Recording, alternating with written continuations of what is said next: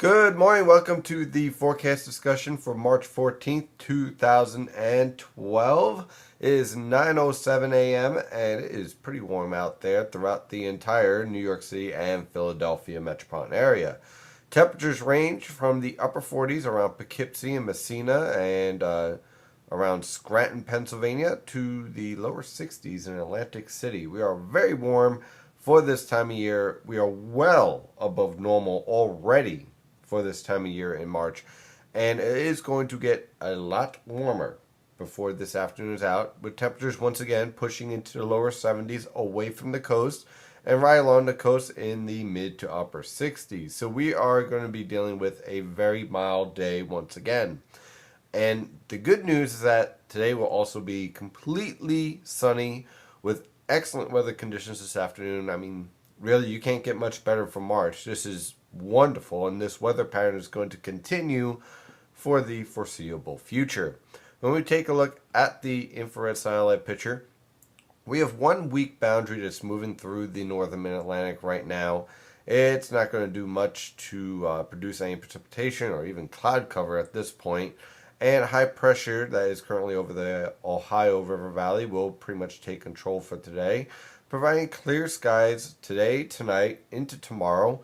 And the only real threat for any precipitation heading on all the way through this week and into next week is a few isolated showers on Friday. And I stress the word isolated. This does not look like a very significant low pressure system, and quite frankly won't produce much in the way of precipitation. So there is a good chance in some locations, let's say like central New Jersey or southern New Jersey, where you don't see any precipitation from now all the way on through early next week.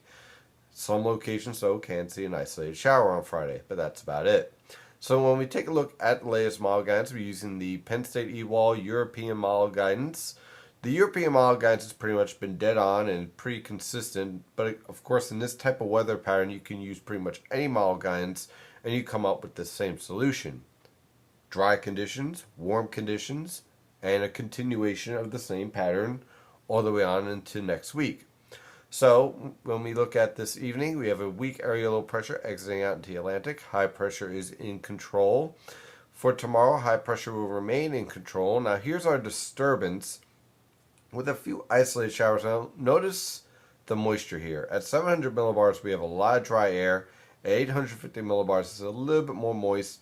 So what this is telling me is that it's a poorly organized disturbance that's approaching with very weak moisture concentration. So at most, a few isolated showers will be developing from this disturbance. And we can see that by Friday evening, that disturbance moving through. The majority of the lifting is focused over the eastern Great Lakes, heading towards New England.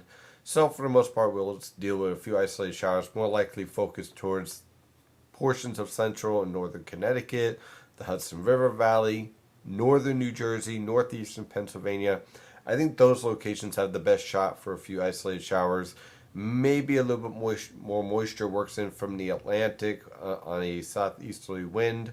So you could end up with a little bit more cloud covered on Friday.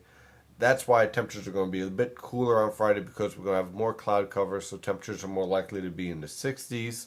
But again, most likely we're going to be dealing with, for the most part, dry yet cloudy conditions on Friday. That disturbance exits the northern mid-Atlantic into the Atlantic, and high pressure will be in control for Saturday and Sunday and Monday and Tuesday. Now, keep an eye on this again. I'm going to do this again.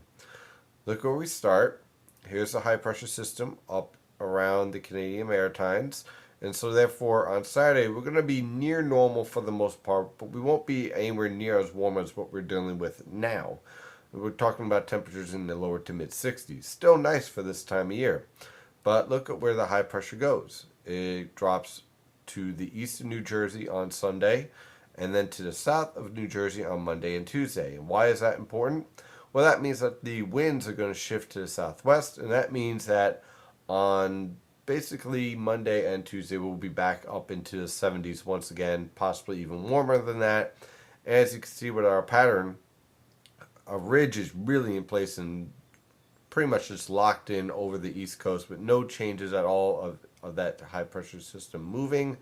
And when we look at the long range weather pattern, Really, this is just a continuation. Trough in the west, ridge in the east, warm conditions continuing above normal temperatures, and high pressure anchored off of the South Carolina coast and the southeast coast, producing a nice steady flow of warm air into the northern mid Atlantic.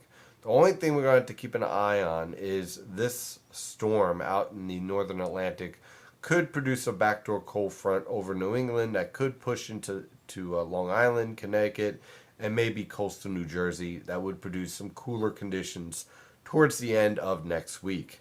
So as you can see, what you see is what you get, and what you're going to get is a very mild and comfortable weather pattern.